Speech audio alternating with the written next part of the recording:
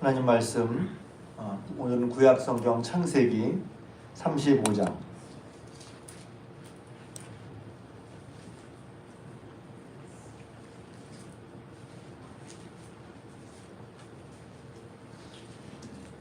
창세기 35장 1절에서 15절까지 말씀 보십니다. 새해 들어서 계속해서 새롭게 되는 거, 예수 그리스도 안에서 새로워지는 거 계속 말씀을 나누고 있습니다. 새로워지는 것을 지난 주일날 말씀드렸는데 새롭게 산 거 혹은 새로 변한 거기도 하지만 예수님 안에 새롭게 되는 것은 그냥 살짝 변하는 정도가 아니라 생명과 죽음이 왔다 갔다 하는 거라고 그랬죠. 그리고 그 변화는 한 번에 일어나는 것이 아니라 계속적으로 지속적으로 일어난다고 말씀드렸습니다. 그래서 사람들은 자기 삶을 새롭게 하기 위해서 여러 가지 힘쓰는 것이 있는데 그것도 새롭게 되는 것이 되기도 하죠. 근데 성경에서 말하는 바 다양하게 마음이 변하고 직분이 변하고 등등을 말씀드렸습니다. 오늘도 그런 차원에서 말씀을 보자면 야곱의 얘기입니다. 아시는 것처럼 야곱은 아브라함의 자손이잖아요. 믿음의 조상의 반열에 든 사람입니다. 근데 그의 삶을 보면 하나님이 이제 태중에 있을 때부터 말씀을 하셨고 야곱이 하나님을 만나게 된 건 아시는 것처럼 32장 창세기 28장 밧단나임 하나님을 만나고 그 다음에 하나님과 함께 동행하고 이제 32장에 보면 다시 외삼촌 라반의 집에서 20년 동안 한편으로는 고생을 하고 또 한편으로는 은혜를 받고 함께 하셔서 하나님 함께 하셔서 이제 큰 재산을 모으고 돌아오게 되고 야복강에서 기도하면서 이름이 바뀌었죠. 그러니까 이름이 바뀌는 게 사실 그 사람의 존재 혹은 그 사람이 누구냐 하는 것이 바뀌는 거거든요. 그래서 야곱에서 이스라엘로 하나님 이름을 바꿔주셨단 말이에요. 그것은 야곱이 기도하지 않았지만 하나님이 붙들었을 때 하나님께서부터 주시는 복이었단 말이죠. 이름이 바꾸는 거 뭐죠? 가끔 이제 우리나라에도 계명한 사람 보잖아요. 계명이 이름을 바꾸는 것이 그냥 단순히 이름이 이상해서 바꾸는 사람도 있지만 그 뜻을 따라 바꾸는 사람도 많잖아요. 그래서 이제 이름을 바꾼다는 건 그 사람의 됨됨이, 그 사람의 인생, 운명이란 말이 적합하진 않지만 그 사람의 어떤 그것을 바꾸어 주는 거란 말이죠. 그러니까 야곱에서 이스라엘로 하나님이 이름을 바꿔 주셨단 말이에요. 그런 다음에 이제 형 에서의 문제가 풀어져서 약속대로라면 이제 이 일을 보려면 다 여기서부터 봐야 되냐면 처음부터 봐야 돼요. 28장부터. 왜냐면 하나님께서 다시 돌아오게 해주시다고 약속하셨고 돌아가라 하셨잖아요. 32장에. 그러면 32장의 말에 의하면 그렇게 하나님 일을 받고 만났으니 형 에서의 문제가 해결됐으면 베델로 가는 게 맞단 말이지. 근데 방향은 그거였단 말이에요. 하나님 만나주신 또 하나님이 약속을 맺은 베델로 가는 거였는데 아시는 것처럼 33장, 34장에 보면 베델로 가지 않고 숫곳이라는 데 머무릅니다. 장막이라는 뜻이에요. 장막. 숫곳이라는 이름은. 그래서 성경을 볼 때 이렇게 한 장이 아니라 이렇게 쭉 이어서 보면 또 다르게 보이는 것이 있습니다. 우리 신앙생활의 어떤 경로, 우리 신앙생활이 쭉 이루어지는 걸 보면 신앙의 일생이랄까요? 신앙의 방향을 보면 지금 순간만 보지 말고 쭉 처음부터 쭉 한번 살펴봐야 돼요. 길게. 그래서 하나님이 야곱에게 나타나 말씀하시고 야곱의 삶이 하나님이 달려있다고 내가 너와 함께 일을 이루겠다. 야곱이 자기 자신의 힘으로 무엇을 해보려다가 되지 않았을 때 내 인생이 하나님이 달려있다고 고백했잖아요. 알았잖아요. 그리고 그 일과 함께 20년을 살고 하나님이 약속하신 대로 야곱의 기도를 들으시고 20년 동안 일한 것만이 아니라 보상만이 아니라 그 다음에 이제 형 에서의 문제를 해결하는 것도 주셨어요. 그러면 그 다음에 수순은 자연스럽게 누가 보더라도 자연스럽게 야곱이 이제 하나님께 돌아가는 거예요. 베델로 하나님이 약속한 그 약속으로 돌아가야 되는 게 맞는 방향이라는 말이에요. 그러니까 이런 방향 감각이 없으면 신앙의 방향 감각이 없으면 그냥 그 자리에서 머물기 쉽단 말이죠. 저도 여러분들도 이런 하나님과의 관계 속에 신앙의 방향 감각이 있으시기를 주님의 이름으로 축복합니다. 방향감을 잃어버려요. 잃어버리기 쉽단 말이에요. 잃어버리기 쉬워요. 그래서 그런 부분에서 깨어 있어야 되는 거죠. 신앙의 방향 감각이. 지금 당장 내 상황은 보는 게. 그러니까 당장은 이제 미루어 보면 성경에 나와 있지 않지만 미루어 보면 큰 긴장이 풀리고 그랬으니까 아마 숲곳에서 쉬고 싶었던 것 같아요. 쉰다는 게 여러 가지 의미가 있잖아요. 가야 할 바가 있지만 그냥 머물러 있는 것이 숲곳이라는 것이란 말이에요. 이제 숲곳에 머물렀기 때문에 라고 말하기는 딱 단정적으로 말하기 그런데 아무튼 거기서 이제 숲곳에 있는 삶이 불안해졌죠. 왜냐하면 자기 딸 디나가 그 세겜 지역에 있는 추장 하몰 족속 추장의 아들에게 이제 그 부끄러움을 당하죠. 그러니까 이제 겁탈을 당한 거예요. 그 일 때문에 이제 그 사람들은 이제 진심이었던 것 같아요. 왜 우리가 당신의 딸과 통혼을 하려면 어떻게 해야 되느냐? 할례를 다 받아라. 그러니까 할례 정말 다 받았어요. 근데 사실 그거는 계략이었죠. 할례를 받아서 그들이 이제 그 고통 가운데 깨어나지 못할 때 야곱의 아들들이 가서 그 남자들을 싹 다 죽여버립니다. 잔인한 복수죠. 그러니까 그 지역에 있을 수가 없는 거예요. 문제가 또 생겼어요. 그런 다음에 이게 35장의 얘기입니다. 그러니까 신앙의 방향 감각을 깨우는, 때로는 우리가 당하는 어려움이 우리의 신앙의 방향 감각을 깨우는 것이 되기도 한단 말이죠. 어려움 자체가 좋은 건 아니에요. 근데 그 어려움들이 내 신앙의 방향 감각, 나도 모르게 하나님이 약속했었고 이렇게 살겠다고 얘기했는데 어느 순간 잊어버렸고 당장 내 삶에 보이는, 내 삶에 느끼는 어떤 피곤함, 또 어떤 두려움, 또 내가 하고 싶은 어떤 쉼, 그런 것들이 사람이 살면서 왜 그런 게 없겠어요? 왜 없겠어요? 있지. 그럼에도 불구하고 그것은 하나님 앞에 온전한 쉼이 아니거든. 그러니까 제가 이걸 보면서 또 제 의견을 보더라도 우리의 쉼은 어디 있냐? 하나님 앞에 있다는 거예요. 하나님이 없이 혹은 하나님의 신앙 방향과 상관이 없이 내 뜻대로 이룬다고 하면서 평안을 갖는다 혹은 편안한 쉼이 있다, 그건 이제 그런 마음을 갖지만 성경을 보면 그런 건 순간이구나 하는 걸 깨닫게 됩니다. 그래서 진정한 쉼은 하나님 앞에 있다는 것입니다. 그래서 하나님께서 다시 야곱에게 나타나십니다. 35절을 보면 여기서 하나님이 야곱에게 이르시되 그랬어요. 이름이 이스라엘로 바뀌었는데 성경은 아직까지 야곱이라고 기록하고 있고 뭐 그 뒤에도 야곱이라고 말을 하지만 이스라엘이라 하나님이 하셨는데 나타나셔서 베델로 올라가라고 말씀하십니다. 그러니까 여기서도 마찬가지예요. 이런 문제가 생겼잖아요. 그럼 이런 문제를 해결하기 위해서 어떻게 해야 되지? 우리는 직접 그 사람과 문제를 해결하려고 이렇게 그 사람과 문제를 이렇게. 근데 하나님의 방법은 뭐냐면 베델로 올라가라는 거였어요. 도망가라는 말이니까 아니죠. 하나님과 약속한 신앙의 방향하는 걸 찾으라는 거죠. 신앙의 방향하는 게 중요한 거예요. 아니 여기서 문제가 생겼어. 그러니까 여기서 떠날 생각은 못해. 그리고 여기서 떠날 생각은 말씀에 따라 신앙의 방향 감각에 따라 떠날 생각을 못하고 그냥 여기 있는 문제를 자기 식으로 해결하고 싶은 거죠. 어떻게 해야 되지? 화친을 맺어야 돼. 결혼을 시켜야 돼. 그런 식으로 문제를 해결하려고 한단 말이에요. 그런 식의 문제를 충분히 해결할 수 있어요. 근데 하나님의 해결 방법은 뭐였냐면 그냥 베델로 올라가. 이게 해결 방법이었다. 신앙의 방향 감각을 찾고 하나님과 약속한 바 하나님의 말씀을 따라서 가는 데 있었단 말이에요. 그 방법이 꼭 맞아떨어지는 게 아니에요. 왜냐하면 그렇게 전쟁을 벌여놨으니 당장 사람들이 쳐들어오지 않겠어요. 그러니까 5절에 그들이 떠났으나 하나님이 그 사면 고울들로 크게 두려워하게 하셨으므로 야곱의 아들을 축하한 자가 없었단 말이에요. 이게 이런 게 은혜란 말이에요.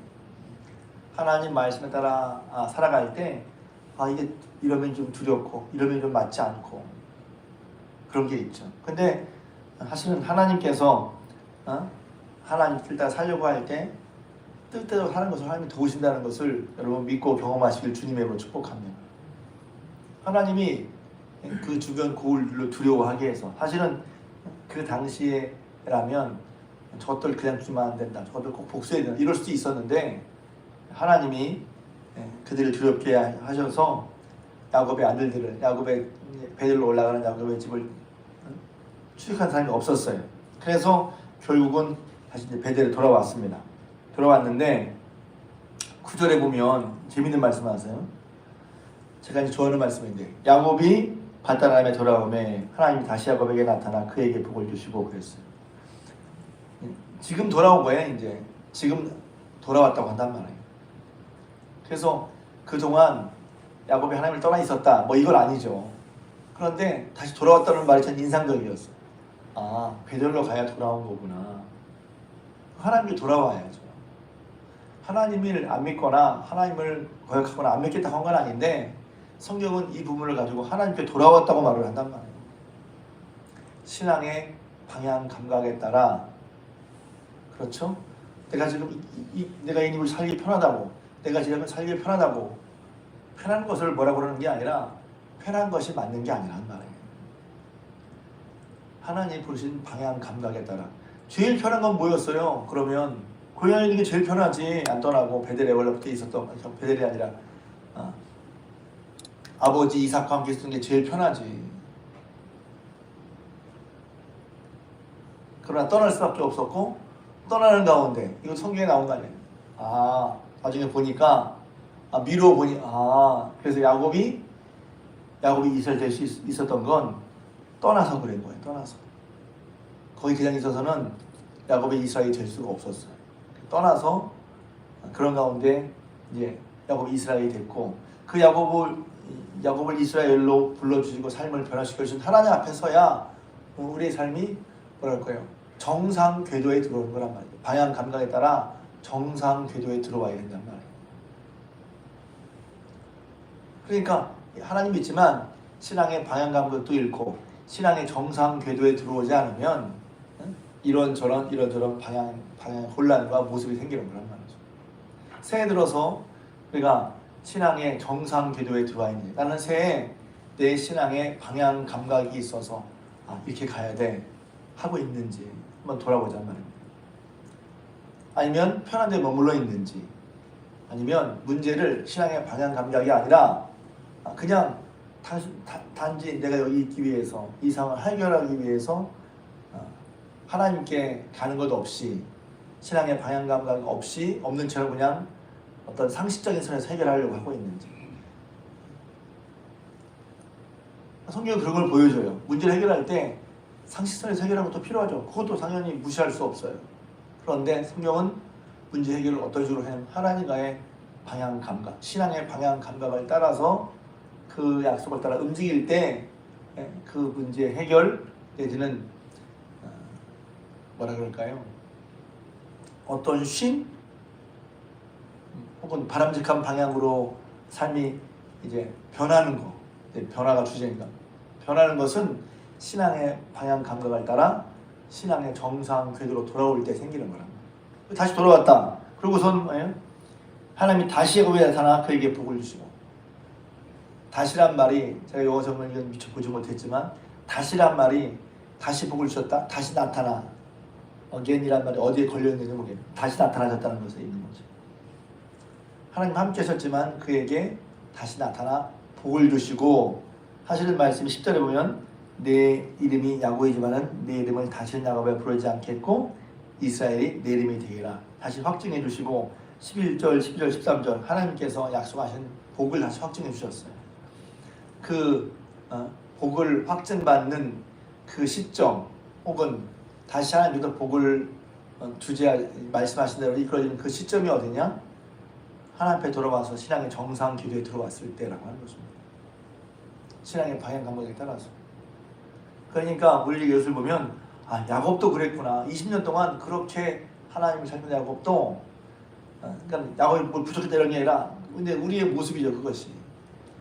야곱처럼 하나님을 사고 살지만 하나님을 의지하고 살지만 때로 우리는 우리의 그 어떤 상황 때문에 어떤 우리의 마음가짐 태도 때문에 방향 감각을 잃고 어디에 머무르거나 혹은 신앙의 정상 궤도에 들어있지 않을 수도 있구나 하는 것입니다.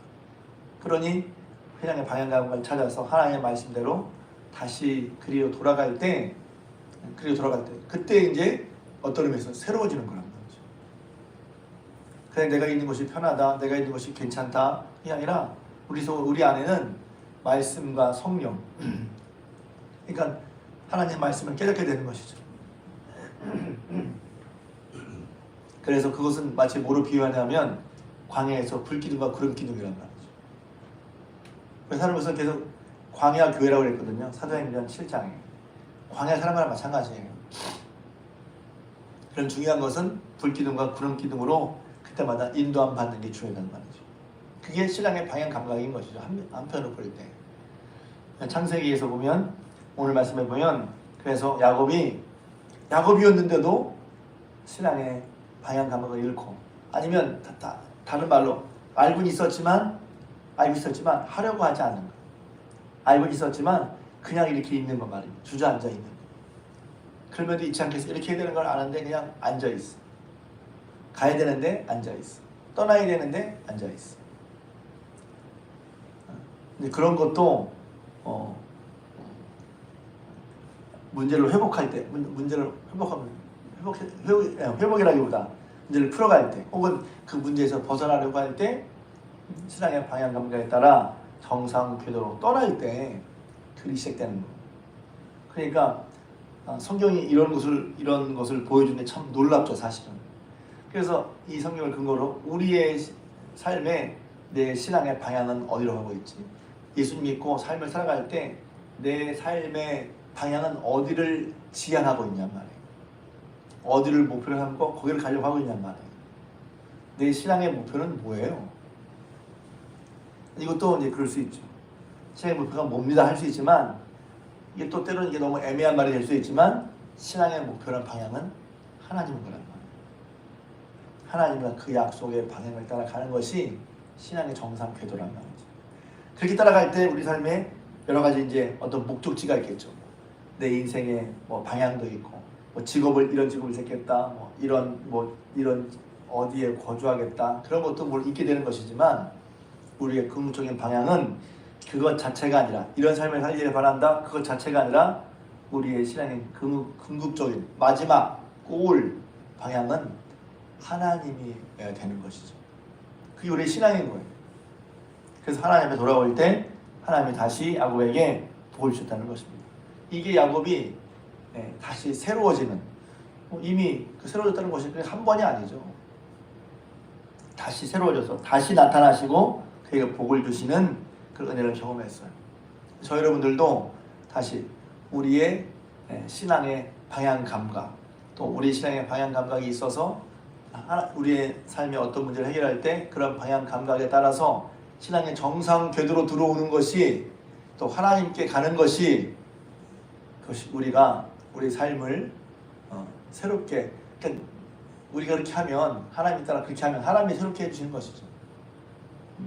그렇게 새로움을 얻게 되고, 그래서 전과 같은 삶이지만 그러나 하나님이 뭐라고 표현하면 좋을까요? 어떤 단계를 또 올라서게 하시는 것이죠. 야곱의 단계. 그래서 야곱이 또 한 번 신앙의 새로움을 경험하게 되고, 신앙의 새로움을 경험한 만큼 그의 삶도 새로운 것을 경험하게 되는 것입니다. 2025년 새 한 해 다시 한번 나는 내 삶의 어떤 상황 가운데